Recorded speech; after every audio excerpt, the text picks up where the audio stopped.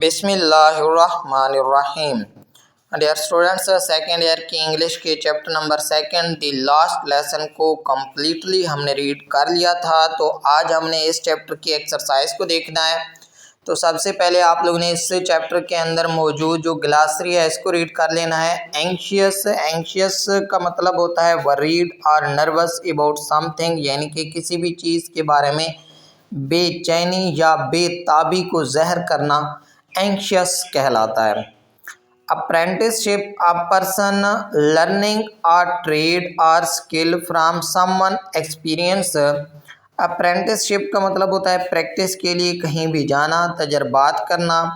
तो blush, blushed का मतलब होता है turn red in the face because of embarrassment और शाइनेस, शर्म की वजह से चेहरे का आप जर्द पड़ जाना उसको ब्लश्ड कहा जाता है। ड्रेडफुल, वेरी बैड, टेरिबल और काजिंग फेयर मतलब खौफनाक आप लोग कह सकते हैं। एज, किनारा, इसका मतलब होता है द आउटर और farthest point of something, corner आप लोग कह सकते हैं।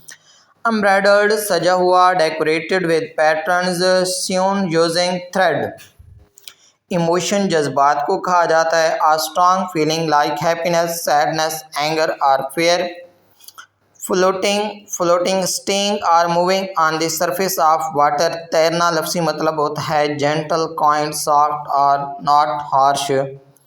जेस्चर, जेस्चर मोस्टली जो हमारे तासुरात होते हैं उनको बोला जाता है a movement of the hand और body to express an idea और feeling.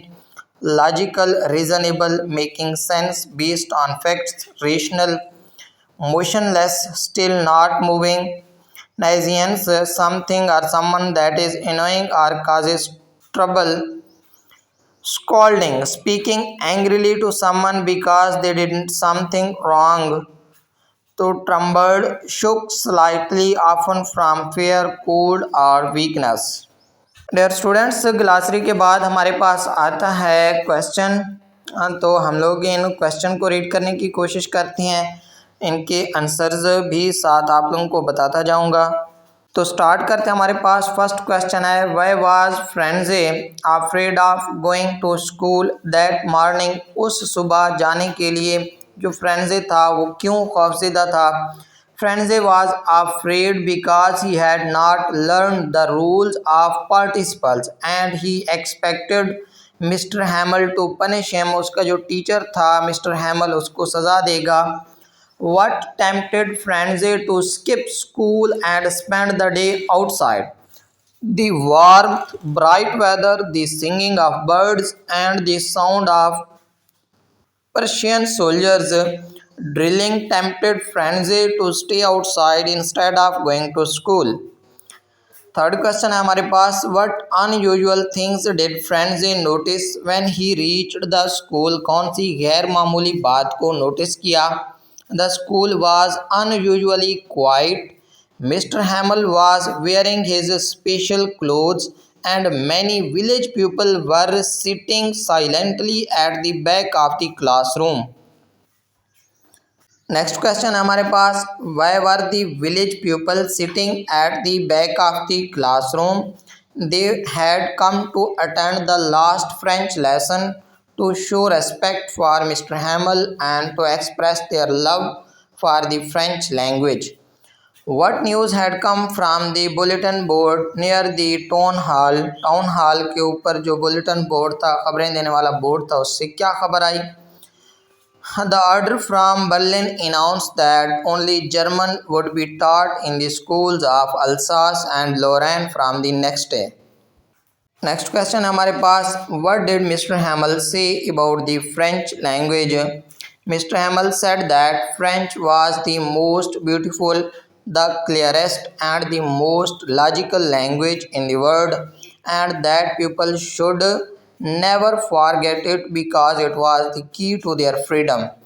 How did Franza's feelings about school, books and Mr. Hamel change during the lesson? Franze realized the value of education. He began to love his books, respected Mr. Hamel deeply and regretted not studying his lessons earlier. Next question है हमारे पास, what emotions did the people in the classroom feel during the last lesson, give two examples. The people felt deep sadness, regret and patriotism. For example, Franze regretted wasting his time instead of learning French. Old Hauser attended the lesson with his primer and became emotional while reading. Why did Mr. Hamill wear his special clothes that day? He wore his special green coat, frilled shirt, and embroidered black silk cap to honor and mark the occasion of his last French lesson.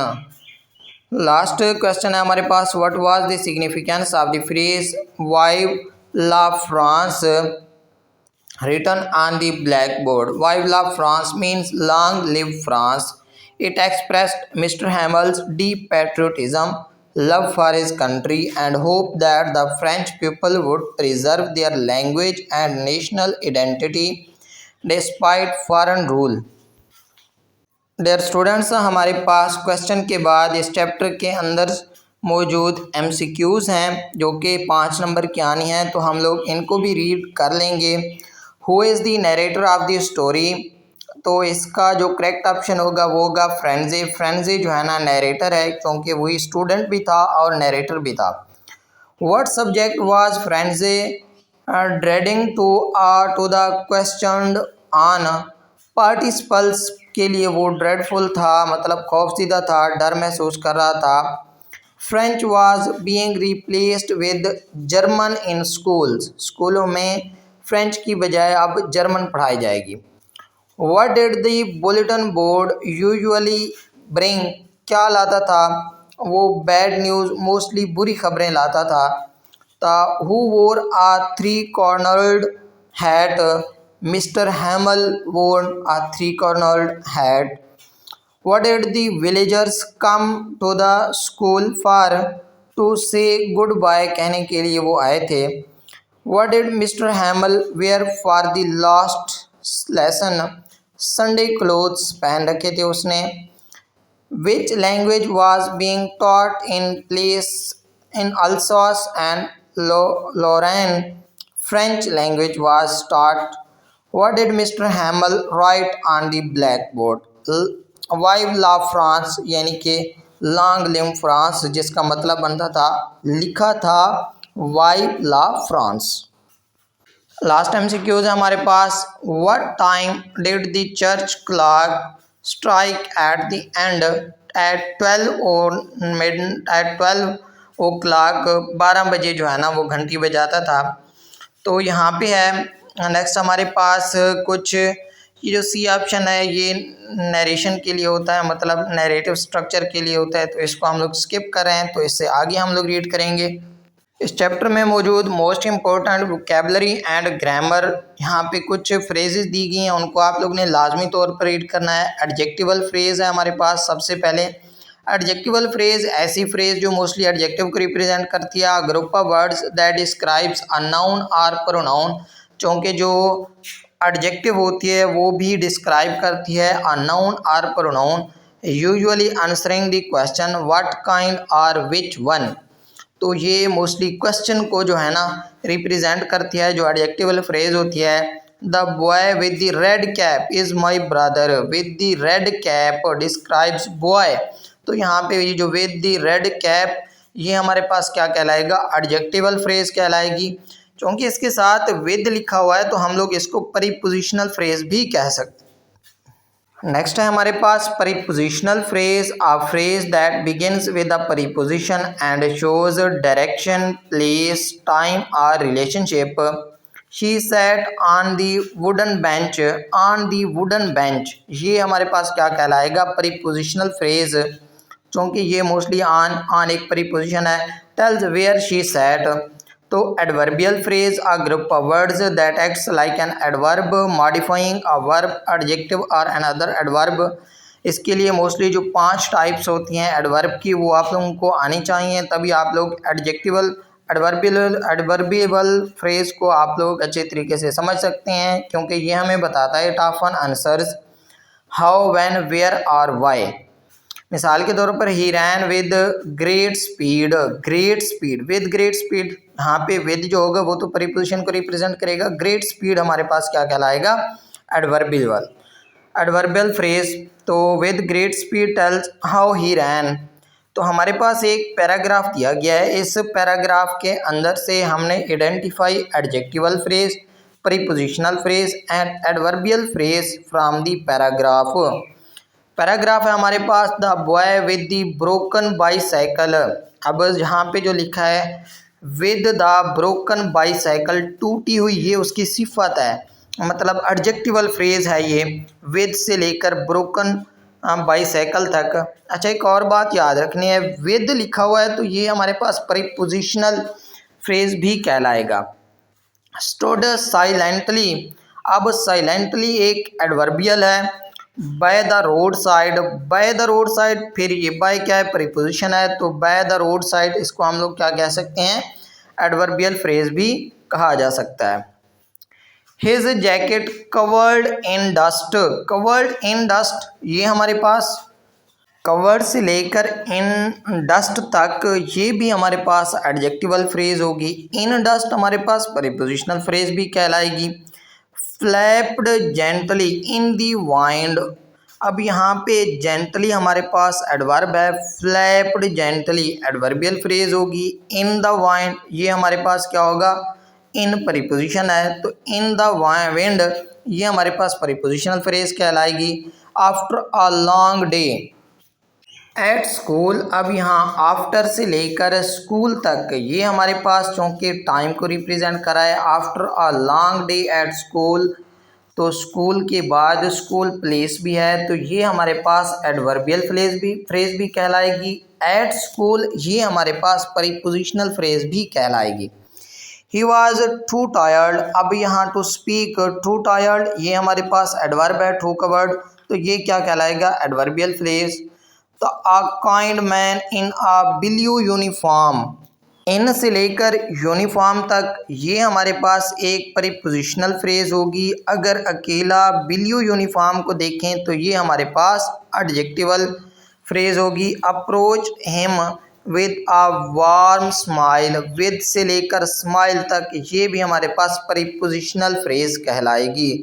The boy looked at the stranger, at the stranger ये हमारे पास prepositional with cautious eyes prepositional phrase कहलाएगी।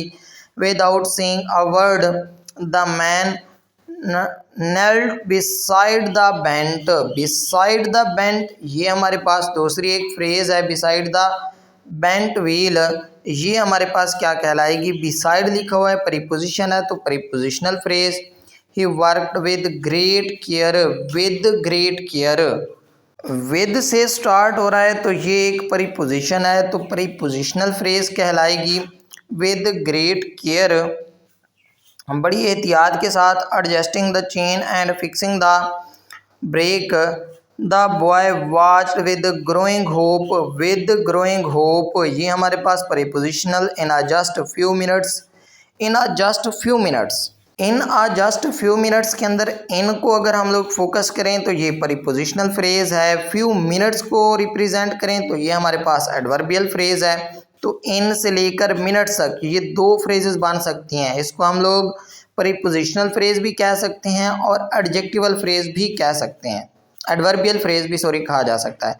The bicycle was ready again, smiling the boy thanked the man and road away into the fading light, into से लेकर light तक ये हमारे पास प्रीपोजिशनल फ्रेज कहलाएगी। इन फ्रेजेस के मुतालिक आगे मैं आप लोगों को कम्प्लीटली डिटेल से बता भी देता हूँ कि हमारे पास इस पैराग्राफ के अंदर जो एडजेक्टिवल फ्रेज हैं वो हैं with the broken bicycle, covered in dust, in a blue uniform, with the cautious eyes, describes the manner के बारे में ये सारे डिस्क्राइब करते हैं। तो ये इसके अंदर चार हमारे पास क्या हैं, एडजेक्टिवल फ्रेजेज हैं। अगर हम लोग प्रीपोजिशन की बात करें तो प्रीपोजिशनल फ्रेज बहुत सारी हैं। With the broken bicycle, by the road side, in dust, in the wind, at school, in a blue uniform, with a warm smile, with cautious eyes, beside the bent wheel, with great care, in just a few minutes, in to the fading light, ये सारी की सारी prepositional phrase कहलाएंगी। अगर हम लोग adverbial phrase की बात करें तो साइलेंटली ये एडवर्ब है, ये साइलेंटली अकेला एडवर्बियल फ्रेज कहलाएगा। बाय द रोड साइड ये भी क्या कहलाएगा, एडवर्बियल फ्रेज कहलाएगा। जेंटली इन दी विंड, जेंटली लिखा हुआ है, ये भी हमारे पास क्या कहलाएगा, मैनर को रिप्रेजेंट करेगा। After a long day at school, school place को रिप्रेजेंट कर रहा है, तो ये भी हमारे पास क्या कहलाएगा, एडवर्बियल फ्रेज कहलाएगा। इसी तरह इधर जो वर्ड इस्तेमाल हुआ है विद अ वार्म स्माइल, चूँकि वार्म स्माइल लिखा हुआ है, ये भी हमारे पास क्या कहलाएगा, adverbial phrase. Without saying a word, कुछ कहे बगैर मैनर को रिप्रेजेंट कर रहा है, तो ये भी हमारे पास क्या कहलाएगा, adverbial phrase. With great care, ये भी मैनर को रिप्रेजेंट कर रहा है, तो हमारे पास adverbial phrase. In just few minutes, time को रिप्रेजेंट कर रहा है, adverbial phrase. Into the fading light, where the boy, मतलब ये हमारे पास प्लेस को रिप्रेजेंट कर रहा है, तो ये भी हमारे पास क्या कहलाएगा, एडवर्बियल फ्रेज कहलाएगा। डियर स्टूडेंट्स, सेकेंड ईयर के चैप्टर नंबर 2 जो था द लास्ट लेसन के अंदर, उसकी एक्सरसाइज में से जितनी भी इम्पोर्टेंट चीज़ें थी वो सारी मैंने इधर शामिल कर दी हैं, उनको हल भी कर दिया है। तो उम्मीद करता हूँ हमारी आज की वीडियो आप लोगों को पसंद आई होगी। अगर हमारी आज की वीडियो आप लोगों को पसंद आई हो तो आप लोगों ने हमारी इस वीडियो को लाइक कर देना है, कमेंट सेक्शन में जाकर अच्छा सा कमेंट कर देना है, और हमारे चैनल को लाजमी सब्सक्राइब कर लेना है, ताकि हर न्यू आने वाली वीडियो आप लोगों तक पहुँच सके और आप लोग उससे इस्तेफ़ादा हासिल कर सकें। तो इंशाल्लाह मिलती हैं नेक्स्ट चैप्टर के साथ, क्योंकि ये चैप्टर हमारा ख़त्म हो गया है, तो अभी का टॉपिक यहीं पे एंड हो रहा है। मिलते हैं नेक्स्ट वीडियो के साथ, तब तक अपने होस्ट को दीजिए इजाज़त, दुआओं में याद रखिएगा। अल्लाह हाफिज़।